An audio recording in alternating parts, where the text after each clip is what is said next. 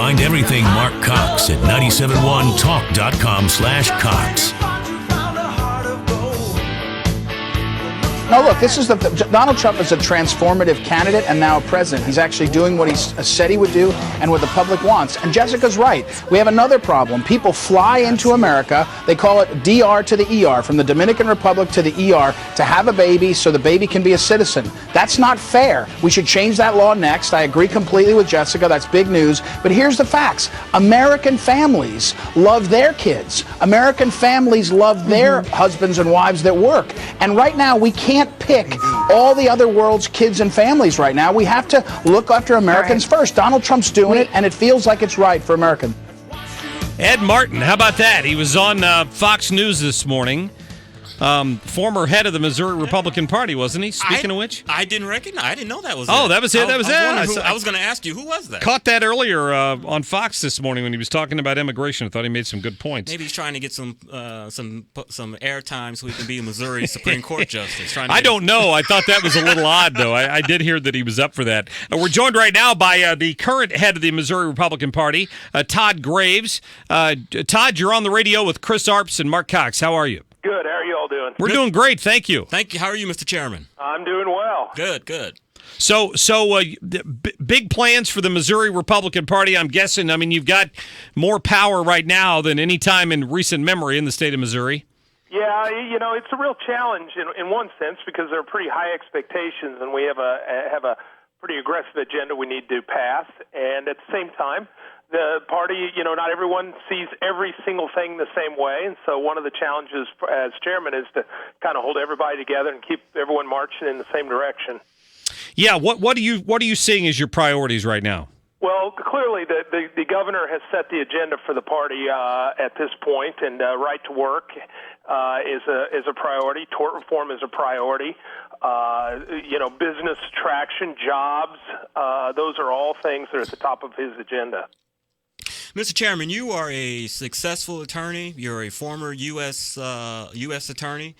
What made you want to take on this role as chairman of the state party?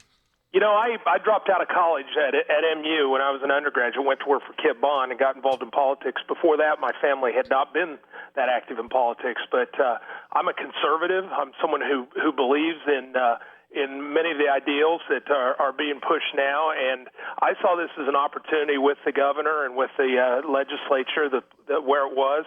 Leading the party was a great opportunity for me to participate in that. I'm not going to leave my business or quit doing what I'm doing, but I wanted to help. I wanted to be part of it, and this is a great time, to be a Republican.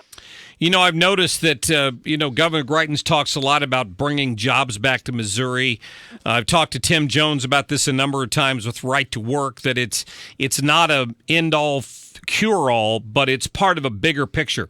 What do you see as the other parts of that in terms of getting companies to consider locating in Missouri, bringing some jobs in here? What I see, I live in the Kansas City area, and I think it's a lot clearer to those of us over here because unlike St. Louis, the river divides Illinois and Missouri, and really there's not a lot going on the Illinois side over there. Now over here on the western side of the state, it's a road, state line road. Our city is split 50-50, Kansas and Missouri, and Kansas is a right-to-work state, has much more sane tort laws and employment discrimination laws and many things. And we're seeing lots of businesses. All they have to do is just cross over that line. It's easy to do. People live on both sides of the line, and if we come in line with many of those policies, I think that will slow that tide, and hopefully we'll start bringing in businesses from states like Illinois, maybe from the Chicago area, who have much more restrictive employment laws from the employer standpoint. A lot of activists would say, "Hey, we've got a supermajority in the legislature. We have the governor's office. You're basically just going to be coasting the next 4 years." Yeah. Well, when I see my role, part of the party role is to get people elected, and that's John Hancock's done a wonderful job at that, and the other folks on the state committee. Chris, I think you may know a few of those people. Sure. Done a great job getting people elected. But part of it is, we're governing right now. The Missouri legislature, Missouri governor are governing, and part of that is going to be to help advance that agenda and then hold the agenda. There will be court challenges. There will be initiative or referenda, and the party's going to have a big role in kind of putting everybody together and holding on to those gains. Well, I'll tell you, I'm excited about your chairmanship. You know, we met up in Jeff City when you were being introduced, and you had a lot of exciting initiatives that you were talking about and where you wanted to lead the party, which was very exciting. And just for me personally, I'm looking forward to it and working with you.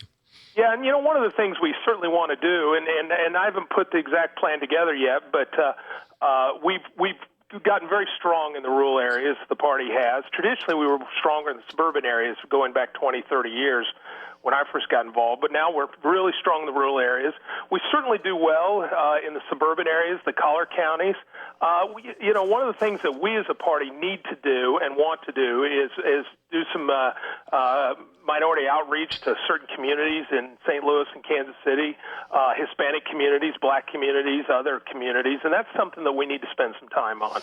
Absolutely. I was thinking about what you've inherited here. It's actually a pretty strong bench, so to speak. I mean, a lot of our elected statewide Republicans right now are in their 30s or 40s, so these are people with a long political careers ahead of them.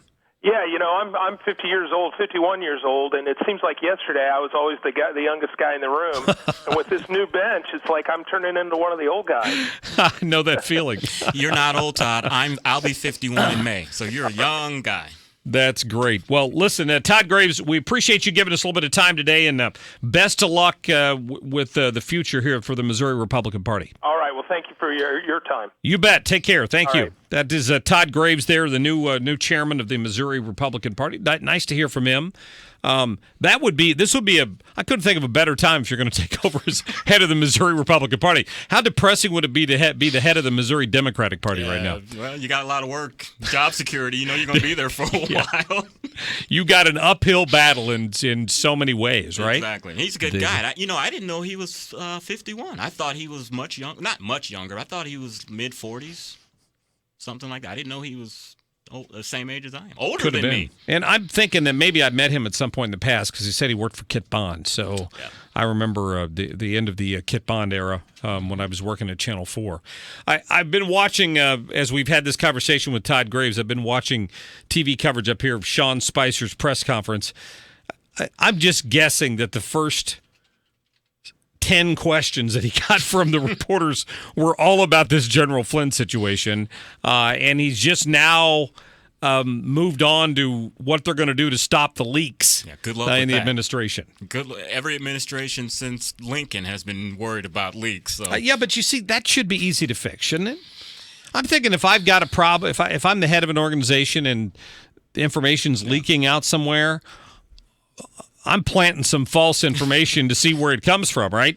Yeah, that's a good idea. I'd narrow it down in a hurry because obviously unless it's somebody at the NSA, his conversations with foreign leaders there should be a limited number of people who can listen to those. Yeah, you would think so. And he kind of says that maybe there are still Obama holdouts or bureaucrats that are still in the government that are leaking information. I mean, there could be a cupcake hidden in there somewhere. You just never know, right? Whose little feelings are still hurt over November and just can't get over it. They've decided that, just like that Yates character at the Department of Justice, that they're going to stand up for America. Do what's right. So is a cupcake a mature snowflake? It is. Okay. Or an immature snowflake. However you want to look at it. So St. Louis University is full of cupcakes, apparently.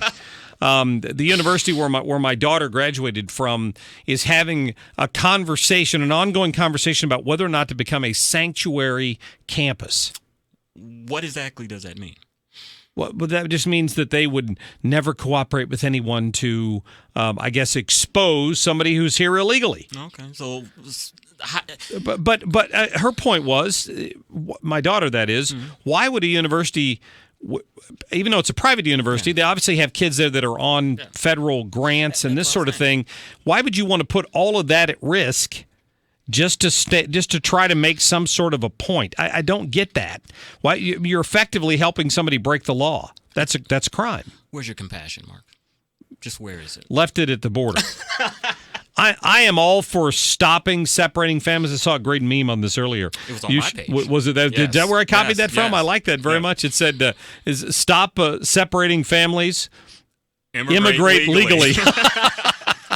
If you immigrate legally, you don't have to worry about it. Exactly. Doesn't it seem simple? I have no sympathy for that at all. Yeah, Enter the country legally, and then you don't have to worry about that. And you can make the choice. You either leave your children here with family members who are legal, or you take them home with you and come back with them legally. So it's...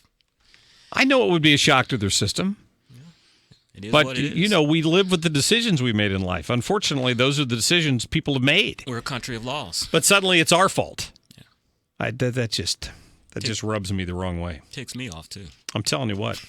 Chris Arps, thank you, my friend. Thank you. Always great to see you. In the next hour, we're going to talk to Bruce Klinger from the Heritage Foundation about these missile tests, I should say, over in North Korea.